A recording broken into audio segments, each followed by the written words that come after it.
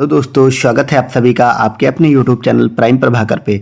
दोस्तों हम देख रहे हैं उत्तर प्रदेश पीसीएस यानी कि यूपी पीसीएस के तहत सी सेट को और सी सेट के तहत इंटरपर्सनल कम्युनिकेशन और डिसीजन मेकिंग के सवालों को। क्योंकि आप सबको पता है कि पिछले 10 से 12 वर्षों के अगर आप इंटरपर्सनल कम्युनिकेशन और डिसीजन मेकिंग वाले क्वेश्चन को लगा लेते हैं तो आपके जो भी इस समय 30 से 35 क्वेश्चन आ रहे हैं सी सेट में वो कहीं से भी गलत नहीं होने हैं। उसी कड़ी में आज हम देखने वाले हैं 2015 के पेपर को। इससे पहले हमने 2016 से लेकर के 2023 तक के सारे पेपर को देख लिया है।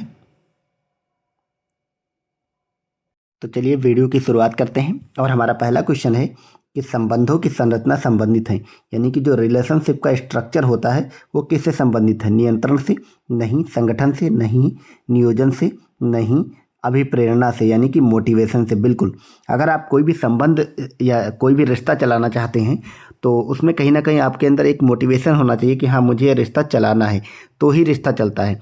बाकी उसमें उस रिश्ते में आपका नियंत्रण कितना है, संगठन कैसा है, आपकी प्लानिंग क्या है, तो रिश्ते कोई भी प्लानिंग से नहीं चलते बल्कि उस रिश्ते चलाने की जो साफ नीयत होती है उससे चलते हैं। ठीक है, उसी को यहाँ पे मोटिवेशन, अभिप्रेरणा वगैरह से संबंधित किया गया है। तो आपका ऑप्शन नंबर डी सही हो जाएगा। इस टाइप के क्वेश्चन में आप थोड़ा सा कॉमन सेंस यूज़ करेंगे तो आपको आंसर मिल जाएगा ऑप्शन एलिमिनेट करने से। अगले क्वेश्चन की तरफ बढ़ते हैं और हमारा अगला क्वेश्चन कहता है कि निम्नलिखित कारणों में से कौन आगे झुकने के लिए धनात्मक वैयक्तिक संकेत द्वारा अभिव्यक्त किया जाता है? ठीक है, तो ये रटने वाला क्वेश्चन है। आगे झुकने के लिए धनात्मक वैयक्तिक संकेत जो है वो किससे अभिव्यक्त होता है? वो अभिव्यक्त होता है एकाग्रता या फिर कंसंट्रेशन से। इसलिए आपका ऑप्शन नंबर सी सही हो जाएगा। ठीक है, इसकी व्याख्या देखते हैं कि धनात्मक वैयक्तिक संकेत द्वारा एकाग्रता को व्यक्त किया जाता है। यह श्रोता द्वारा वक्ता की बात में रुचि एवं उसकी एकाग्रता का प्रदर्शन करता है। इसलिए आपका ऑप्शन नंबर सी सही हो जाएगा। अगला क्वेश्चन हमारा है कि नृत्य अत्यंत ही परिष्कृत और कलात्मक स्वरूप है, यानी कि डांस के बारे में कहा गया है कि dance is a very refined and Arctic form of किसका डांस? डांस परिष्कृत और कलात्मक स्वरूप किसका है? अशाब्दिक संप्रेषण का, शाब्दिक संप्रेषण का, अशाब्दिक एवं शाब्दिक दोनों का और भाषा का। तो आप सबको पता है डांस का भाषा से कोई संबंध नहीं है और डांस शाब्दिक, यहाँ पे आप कंफ्यूज हो सकते हैं कि शाब्दिक तो डांस नहीं होता है क्योंकि डांस में बोला नहीं जाता, क्योंकि अपनी शरीर की भाव भंगिमाएँ प्रदर्शित की जाती हैं। लेकिन यहाँ पे बात आ जाएगी कि अशाब्दिक और शाब्दिक दोनों की। तो आपको ये याद रखना है कि डांस किसी भी तरह से शाब्दिक नहीं होता है। हालांकि आप लोग कंफ्यूज ऑप्शन से इसलिए हो सकते हैं क्योंकि आप सब ने अगर आप प्रैक्टिकली अगर अप्लाई करेंगे तो आप सबको पता होगा कि जब कोई भी डांस करता है तो मेनली आपने देखा होगा कि जो भी अच्छा डांस करता है तो उसको वो जिस भी इस गाने पे या गीत पे डांस कर रहा होता है उसको उस गाने के लिरिक्स पता होते हैं और वो साथ में उसको गाते हुए चलता है और गाना को साथ में गाने से डांस और अच्छा होता है।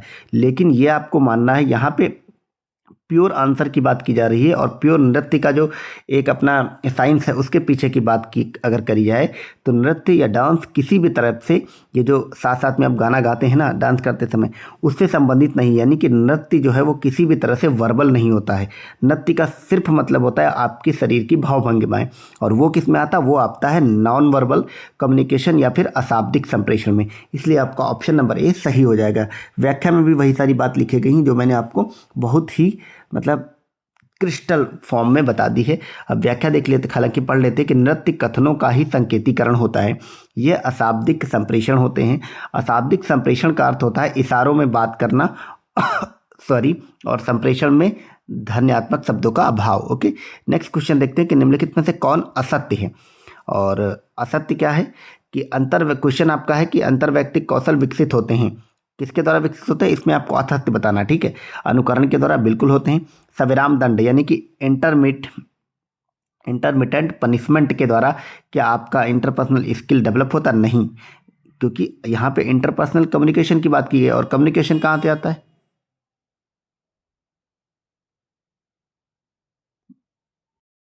और आपका जो कम्युनिकेशन है वो कभी भी दंड के द्वारा मतलब विकसित नहीं होता है। ठीक है, तो ये असत्य हो जाएगा, बाकी सभी सत्य हो गए। आइडेंटिफिकेशन भी सही होगा क्योंकि आपका तादात्म्य होना चाहिए किसी से भी कम्युनिकेट करने के लिए। आइडेंटिफाई होना चाहिए वो व्यक्ति आपके लिए और आप उसके लिए। ठीक है, अगला है आत्मसात करने का तरीका। इसके द्वारा भी मतलब आपका अंतर वैयक्तिक कौशल डेवलप होता है, लेकिन पनिशमेंट के द्वारा किसी भी तरह से आपका इंटरपर्सनल स्किल जो है वो डेवलप नहीं होता। इसलिए आपका ऑप्शन नंबर बी सही हो जाएगा। नेक्स्ट क्वेश्चन की तरफ बढ़ते हैं और हमारा जो पांचवा क्वेश्चन है ये व्याख्या में भी वही सारी बातें लिखी गई हैं। व्याख्या को देख लेते हैं कि शाब्दिक संचार, अशाब्दिक संचार, श्रवण प्रश्नात्मकता, शिष्टाचार, समस्या समाधान, सामाजिक जागरूकता, स्वप्रबंधन, जिम्मेदारी इत्यादि अंतर्वैयक्तिक कौशल हैं जो अनुकरण द्वारा, तादात्मीकरण द्वारा तथा आत्मसात करने के द्वारा ही सीखे जा सकते हैं। ठीक है। अगला क्वेश्चन है कि निम्नलिखित में से कौन संप्रेषण में ग्रहीता की कमजोर प्रकार की रुकावट है। आप लोग हिंदी में अगर कंफ्यूज हुआ करें तो इंग्लिश वाला टर्म देख लिया करिए, इसीलिए मैं आपको उस पीडीएफ से पढ़ा रहा हूँ जिसमें हिंदी इंग्लिश दोनों लिखा हुआ है। ठीक है। और ग्रहीता की अगर बात करें, ग्रहीता का मतलब होता है ग्रहण करने वाला, और यानी कि रिसीवर। अब आपसे पूछा गया है कि किसी भी संप्रेषण में आपने अगर मेरी पहली वाली वीडियो नहीं देखी, वो ज़रूर जाके आप लोग देखिए, डिस्क्रिप्शन में आपको लिंक मिल जाएगा। और उनको आप लोग एक काम करिए, 2023 से बैक में देखिएगा, क्योंकि मैंने 23 से लेकर के अगर आप 3 पेपर देखते हैं शुरुआत वाले, तो उसमें मैंने आपको ये सब समझाया है कि ये जो पूरा कम्युनिकेशन का जो तरीका होता है, कहाँ से शुरुआत होती है, प्रेषक से लेकर के फीडबैक तक का, उसके बीच बीच में कौन कौन से चरण होते हैं, किसके बाद कौन सा चरण आता है, वो सब मैंने समझा रखा है। अगर आपने वो सारी क्लास देखी हैं तो यहाँ पे आपको रिसीवर और ग्रहीता, इन सब की जो रुकावट हैं, बाधाएं हैं, इन सबको समझने में दिक्कत नहीं होगी। तो मैं आपको मतलब बहुत ही हम्बली रिक्वेस्ट करता हूँ, वो सब वीडियोस जाके आप लोग ज़रूर देखें। ठीक है। तो इसमें आपको पूछा है कि रिसीवर की कमज़ोर प्रकार की रुकावट क्या है। क्या अस्पष्टता है, समय है, शब्दजाल है, या पूर्वाग्रह है। तो मैंने आपको पहले भी बता रखा कि जो पूर्वाग्रह होता है, प्रीजुडिस जो होता है, यानी कि किसी भी के भी बारे में, किसी भी घटना, व्यक्ति या कोई भी इवेंट हुआ है, ठीक है, उसके बारे में अगर आप पूर्वाग्रह बना के रखेंगे, आपके मन में कुछ पहले से ही निगेटिव, पूर्वाग्रह मेनली वैसे तो पॉजिटिव नेगेटिव दोनों होता है, लेकिन यहाँ पे जिस पूर्वाग्रह की बात की जाती है वो मेनली नेगेटिव टर्म में आता है। आप किसी के बारे में अगर आपकी राय नेगेटिव ही है, फिर आपका उस व्यक्ति से कभी भी कम्युनिकेशन अच्छा तो नहीं हो पाएगा। ठीक है। इसलिए ये वहीं उसकी बात की गया है, यानी कि रिसीवर की कमज़ोर स्थिति कहाँ से होती है, पूर्वाग्रह से। ठीक है। व्याख्या देखते हैं कि संप्रेषण की बाधाओं में पूर्वाग्रह ग्रहीता की कमजोरी है, जबकि समय की बाधाएं अस्पष्टता एवं शब्दांबर प्रेषक की कमजोरी से संबंधित हैं। पूर्वाग्रहग्रस्त होने से ग्रहीता प्रेषक की बातों को समझ पाने में असफल रहता है। ठीक है। यानी कि ऑप्शन नंबर डी जो है वो सही जवाब इसका हो जाएगा। अब नेक्स्ट क्वेश्चन देखते हैं। हमारा नेक्स्ट क्वेश्चन है कि निम्नलिखित में से कौन संकेत असौहार्दपूर्ण समझा जाता है। यानी कि अब आपसे पूछा गया कि असौहार्दपूर्ण संकेत कौन सा होता है, तो आप ऑप्शन में सौहार्दपूर्ण संकेत को एलिमिनेट करते जाइए। किसी के हाथ को अपने हाथ में लेना, क्या ये असौहार्दपूर्ण होता है? नहीं। आप किसी का हैंड अपने हाथ में पकड़ते तो कहीं ना कहीं ये सौहार्दपूर्ण वातावरण में होता है। आप किसी का भी ऐसे हैंड नहीं पकड़ सकते जहाँ पे आपको लगेगा कि ये मतलब पकड़ने योग्य है या सौहार्दपूर्ण वातावरण है, वहीं पे आप या उसी व्यक्ति के साथ आप ऐसा कार्य करेंगे, तो ये असौहार्दपूर्ण तो नहीं होगा। अगला है घूरना। ये आप सबको पता है, कोई भी व्यक्ति वो आपका कितना भी किसी भी रिश्ते में हो, कैसा भी आपका उसका कम्युनिकेशन हो, लेकिन अगर आप उसे घूरने लगेंगे तो आपका कम्युनिकेशन जो है वो बिगड़ जाएगा। ठीक है। तो घूरना जो होता है, स्टेयरिंग, वो गलत होता है, वो असंवादपूर्ण होता है। बाकी जो दृष्टि संपर्क है, आई कांटेक्ट, तो अच्छा माना जाता है कम्युनिकेशन के लिए। और मुस्कुराना, बीच बीच में हल्की से स्माइल देना, ये भी अच्छे कम्युनिकेशन का ही एक पार्ट है। तो आपका जो घूरना है ये ऑप्शन से एलिमिनेट हो जाएगा कि ये तो नहीं होगा सौहार्दपूर्ण। ठीक है। अब अगला क्वेश्चन देखते हैं कि निम्नलिखित में से जो भी व्याख्या काम की नहीं होती, जिसमें कुछ भी, वो मैं नहीं पढ़ता हूँ, मतलब उसमें कुछ भी नया नहीं बताया, जो एज इट इज़ उन्हीं बातों को नीचे लिख दिया गया होता है। तो आप लोग इसका लोड नहीं लेना कि मैं उसको पढ़ नहीं रहा हूँ, मैं जो ज़रूरी होते हैं वो ज़रूर पढ़ता हूँ रुक करके। ठीक है। यहाँ तक कि जो बहुत ज़्यादा ज़रूरी होती है मैं आपको ये भी बोल देता हूँ कि आप इसका एक स्क्रीनशॉट ले लीजिए। अगला है कि निम्नलिखित में से कौन अंतर्वैयक्तिक संबंधों के निर्माण में समस्या उत्पन्न कर सकता है। शर्मीलापन, बिल्कुल। अगर आप शाई बहुत ज़्यादा हैं, ठीक है, शर्मीलापन है, तो आप मतलब इतने शर्मीले हैं कि बोल ही नहीं पा रहे हैं, तो आपका कम्युनिकेशन कभी भी अच्छा नहीं, अच्छा तो छोड़िए होगा ही नहीं, वो इफेक्टिव नहीं होगा, यानी कि वो समस्या उत्पन्न करेगा। तो यही वाला इसका सही जवाब हो जाएगा। बाकी इमोशनल मैच्योरिटी अगर आपके अंदर, तो जाहिर सी बात, इमोशनल मैच्योरिटी वाला व्यक्ति तो सबसे अच्छा संवाद स्थापित करता, तो ये तो मतलब अच्छा ही होगा, समस्या क्यों उत्पन्न करेगा। अगला है जो असर्टिवनेस होती है, आपकी आग्राहिता होती है किसी के प्रति, वो भी ज़रूरी होती है। एम्पैथी बहुत ज़रूरी होती है, यानी कि जो आपका साइनेस है यही आप में समस्या उत्पन्न करेगा कम्युनिकेशन में, बाकी सब तो उसमें मतलब सहायक होते हैं। अगला क्वेश्चन हमारा है कि संप्रेषण के प्रक्रम में प्रथम चरण क्या है। कूट संकेतन होता है, यानी कि इनकोडिंग नहीं है, प्रथम नहीं होता है। मैसेज मैसेज और डिकोडिंग रिसीविंग। अच्छा, ये 4 ऑप्शन में आपको बताना कौन सा प्रथम चरण है। तो इन 4 ऑप्शन में आप सबको पता है जो एनकोडिंग होता है वो प्रथम चरण होगा, ऑप्शन नंबर ए। हालांकि इनकोडिंग से भी पहले जो है वो प्रेषक आ जाता है, ठीक है। तो अगर यहाँ पे प्रेषक लिखा होता तो मैं आपको बता दूं वो प्रेषक पहले आता, इनकोडिंग बाद में। प्रेषक होगा वो कोई मैसेज भेजेगा, वो मैसेज के बाद फिर वो इनकोड होगा, फिर वो संदेश बनेगा होगा, फिर वो डिकोड होगा और अंत में ग्रहण होगा, फिर लास्ट में फीडबैक होता है, ठीक है। तो ये सब आप याद रखेंगे, मैंने प्रीवियस वीडियोज़ में इन सबको बता रखा है। अगला क्वेश्चन है कि किसी संगठन में संप्रेषण जो प्रकारों एवं स्तरों से परे पाया जाता है वह जाना जाता है। तो आप सबको पता है वो डायगोनल कम्युनिकेशन होता है। डायगोनल मतलब समझ रहे हैं, ये आप 4 लोग बैठे बात करें तो जो ऐसा वाला कम्युनिकेशन होता है, यानी कि ये 2 एक दूसरे को जानते हैं, ये 2 एक दूसरे को जानते हैं, ठीक है। मैं आपको थोड़ा सा इसको समझाता हूँ डायगोनल कम्युनिकेशन क्या होता है, ठीक है। यानी कि देखिए 4 लोग बैठे हैं किसी भी ग्रुप में, ठीक है। ये ए है मान लीजिए, ये बी है, ये सी है और डी है।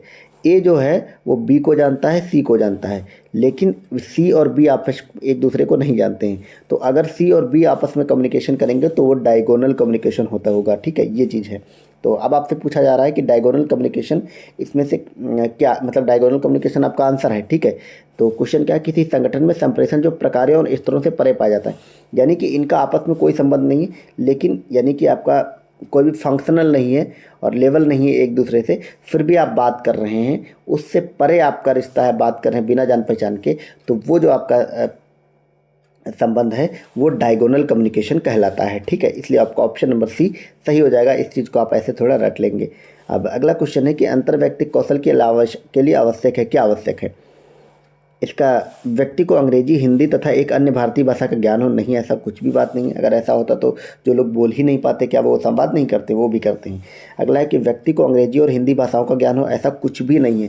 संवाद का किसी भी भाषा से कोई मतलब नहीं है। अगला है कि व्यक्ति को किसी भाषा का ज्ञान हो, नहीं ये भी नहीं। अगला है व्यक्ति किसी भी भाषा में प्रभावशाली ढंग से संप्रेषण कर सके, ये इंपॉर्टेंट है।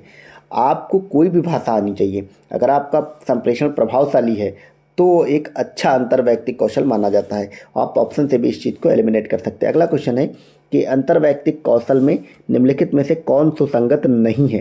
क्या पॉजिटिव एटीट्यूड से कोई सुसंगत नहीं, ये तो है। सहयोगियों के अभिप्राय पर संदेह, doubting on the intention of colleagues, ये नहीं होगा।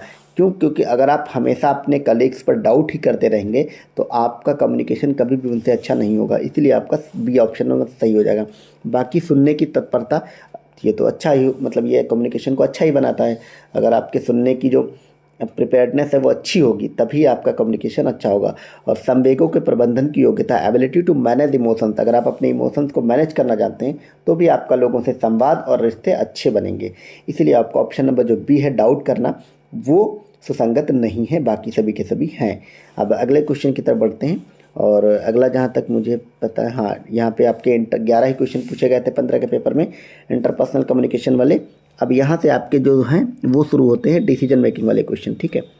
इसमें कथन कारण वाले क्वेश्चन हैं, हम देखते हैं क्या कहता है कथन कारण। कि लोग और उनकी समस्याएं विलक्षण होती हैं। सक्रिय श्रवण उस व्यक्ति को जिसे सुना जा रहा है कुछ संप्रेषित करता है। आपको बताना इसमें से क्या सही क्या ये। तो जैसे कि आपको पता है कि लोग और उनकी समस्याएं विलक्षण होती है, एकदम सही बात है। सक्रिय श्रवण जिस व्यक्ति को सुना जाता है वो कुछ ना कुछ संप्रेषित ही करता है, ये भी सही है। ये दोनों की दोनों बातें सही हैं, लेकिन दोनों स्टेटमेंट को पढ़ने से आपको कहीं से भी लग रहा है कि ये एक दूसरे से मैच खा रहे हैं। दोनों सही हैं लेकिन मैच नहीं खा रहे हैं, यानी कि ये दोनों सही हैं और इसकी व्याख्या नहीं करता है। और यही चीज़ आपके ऑप्शन नंबर ए में लिखी गई है, यानी कि आपका ऑप्शन नंबर ए इसका सही जवाब हो जाएगा।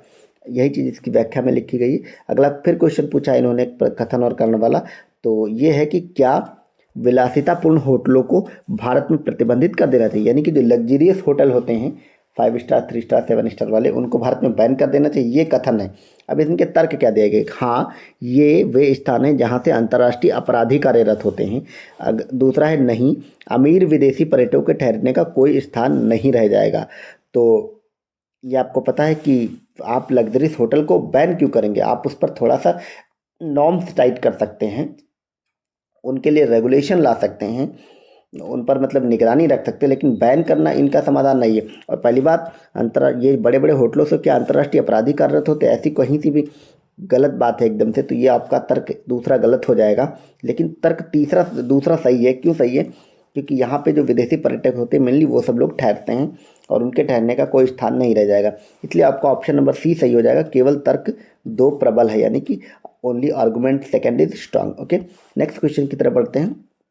हमारा नेक्स्ट क्वेश्चन है, व्याख्या में वही सारी बातें, ये भी वही वाला है कि दिए गए हाँ देखते हैं, दिए गए कथन 1 और कथन 2 सत्य हैं तो निष्कर्ष 1 और 2 में कौन निर्गत होगा, ये आपको बताना है। कुछ मंत्री अध्यापक हैं, सभी अध्यापक विद्वान हैं। ओके, ये तो आपका रीजनिंग वाला मतलब क्वेश्चन पूछ लिया गया है।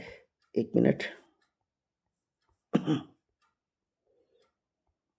डिसीजन मेकिंग में रीजनिंग के क्वेश्चन आ गए, सॉरी, ये ज़्यादा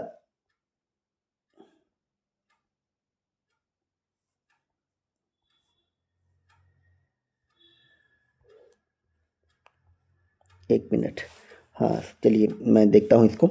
यहाँ पे ये रीजनिंग का जो आपका होता है सिलोजिज्म, वहाँ से एक क्वेश्चन पूछा गया है कि कुछ मंत्री अध्यापक हैं, सभी अध्यापक विद्वान होते हैं। तो यहाँ यानी कि कुछ मंत्री जो हैं वही वो विद्वान भी होंगे, ये सिंपल सी बात है। अब आपका निष्कर्ष क्या कहता है कि कुछ मंत्री विद्वान हैं, हाँ बिल्कुल सभी भी होंगे तो कुछ भी होंगे। सभी विद्वान अध्यापक हैं, ठीक है, सभी विद्वान अध्यापक हैं, नहीं ये ऐसा तो नहीं होगा, ये उल्टा वाली बात नहीं चलेगी।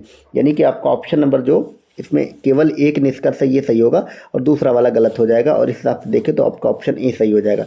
सिंपल सा है, सिलोजिज्म उस टाइप का नहीं लगेगा। वही चीज़ आप इसमें भी देख सकते हैं, इन्होंने मतलब वेन डायग्राम बना दिया है अच्छे से कि कुछ मंत्री जो हैं वो अध्यापक हैं और सभी अध्यापक विद्वान हैं। यानी कि कुछ मंत्री जो हैं वो विद्वान होंगे लेकिन सभी विद्वान मंत्री नहीं होंगे, यही चीज़ इसमें यानी कि दूसरा वाले स्टेटमेंट को गलत कर रहा है। अगले क्वेश्चन की तरफ बढ़ते हैं कि यह द्वीप एक उपनिवेश है किंतु यह क्या है और अपने मूल देश से कोई आदेश नहीं प्राप्त करता है, तो वो क्या होगा। तो आप सबको पता है कि वो ऑटोनोमस होगा। कोई द्वीप अगर ऑटोनोमस होता, स्वायत्त होता है, तो वह किसी दूसरे का आदेश नहीं मानता है, बल्कि वहाँ उसकी अपनी अपनी सरकार ये सब चलती है, ठीक है। यानी कि आपका ऑप्शन नंबर सी सही हो जाएगा। या ये सब तो क्वेश्चन ऐसे हैं कि आप इनके ऑप्शन से एलिमिनेट कर लेंगे कि स्वायत्तता वगैरह अगर आपको पता होगी तो आप यहाँ से अच्छे से आंसर को एलिमिनेट कर सकते हैं। नेक्स्ट क्वेश्चन देखते हैं कि दो मित्रों में से एक अध्ययनशील है और दूसरा मंची कलाकार है। दूसरे ही दिन परीक्षा है। इसी रात सुप्रसिद्ध नाटक हैमलेट का मंचन हो रहा है। हैमलेट आपको सबको पता है, बहुत ही अच्छा नाटक है शेक्सपियर का, उसका मंचन हो रहा है। दोनों क्या निर्णय करेंगे, ठीक है। अब आप बताइए। अब इसमें जो ऑप्शन आपका पहला है वो कह रहा है कि अध्ययनशील नाटक की उपेक्षा करेगा और परीक्षा को महत्व देगा, जबकि दूसरा नाटक को।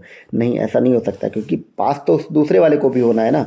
अगला है कि कलाकार मित्र, यहाँ पे आपको बहुत ही प्रैक्टिकल आंसर देने हैं। कलाकार मित्र उसे मनाने की चेष्टा करेगा नाटक देखने के लिए, नहीं ऐसा भी नहीं है। अगला है अध्ययनशील मित्र मान सकता है, ऐसा भी कुछ नहीं है। दोनों नाटक से दूर रहेंगे और परीक्षा की तैयारी में लग जाएंगे। मैंने कहा ना आपको प्रैक्टिकल आंसर देना है। जब कल ही एग्ज़ाम है आपका तो आपको परीक्षा पे लगना है, नाटक को छोड़ देना है। जैसे ही आपका एग्ज़ाम कंप्लीट होगा आप नाटक पे फिर से लग सकते हैं। इसलिए आपका ऑप्शन नंबर डी सही हो जाएगा, ठीक है। अगला क्वेश्चन है कि वह कौन सा कारक है जो प्रभावी समस्या समाधान में बाधक है, यानी कि वही डिसीजन मेकिंग में कौन सा बाधक है आपको बताना है। फंक्शनल फिक्सनेस बाधक होती है, बिल्कुल।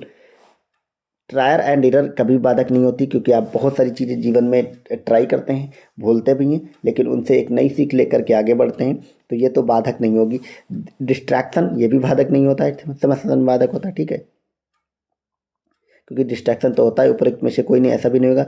लेकिन आप सबको पता है जो फंक्शनल फिक्स्डनेस, इसका मतलब ये होता है कि आपके दिमाग में कुछ कार्यों को लेकर के एकदम फिक्स्डनेस आ गई, आप फिक्स्ड हो गए कि मुझे मैं ये करूँगा या ये नहीं करूँगा, यानी कि आप कुछ भी नया सीखने को तत्पर नहीं हैं। तो अगर ऐसी बात है तो ये कहीं ना कहीं आपके डिसीजन मेकिंग में बाधा बनेगी, इसलिए आपका ऑप्शन नंबर ए सही हो जाएगा। ओके, तो अब हमारे रीजनिंग के क्वेश्चन शुरू होते हैं। 17 क्वेश्चन पूछे गए थे पहले, मतलब 2020 से पहले के पेपर देखें आप लोग तो मतलब डिसीजन मेकिंग और इंटरपर्सनल कम्युनिकेशन दोनों के मिला के बहुत कम क्वेश्चन पूछे जाते थे। लेकिन अभी 20 के बाद 30 से 35 क्वेश्चन आ रहे हैं और वो भी डिसीजन मेकिंग वाले घट गए हैं और ये इंटरपर्सनल कम्युनिकेशन वाले ज़्यादा पूछ रहे हैं। तो आप लोग उधर के 3-4 वीडियो जाके जरूर देखें, डिस्क्रिप्शन में लिंक मिलेगा आप सबको। मैं आपको बार बार बोल रहा हूँ, ठीक है, क्योंकि वहाँ से क्वेश्चन आने की संभावना बहुत ज़्यादा है। हालांकि यहाँ से भी जो ज़रूरी होता है, यहाँ से ऐसे क्वेश्चन बन सकता है, वो मैं आपको बताते हुए चल रहा हूँ, और कैसे क्वेश्चन अटैम्प्ट लेने वो भी बता रहा हूँ, ठीक है। तो चलिए वीडियो को यहीं पर अब एंड करते हैं। और आपको वीडियो कैसा लगा, अगर यूज़फुल लगा तो आप चैनल को लाइक शेयर एंड सब्सक्राइब भी कर सकते हैं। बाकी अगले वीडियो में मिलते हैं, नेक्स्ट वीडियो में 2014 के पेपर के साथ। चलिए, thank you so much for watching, bye bye.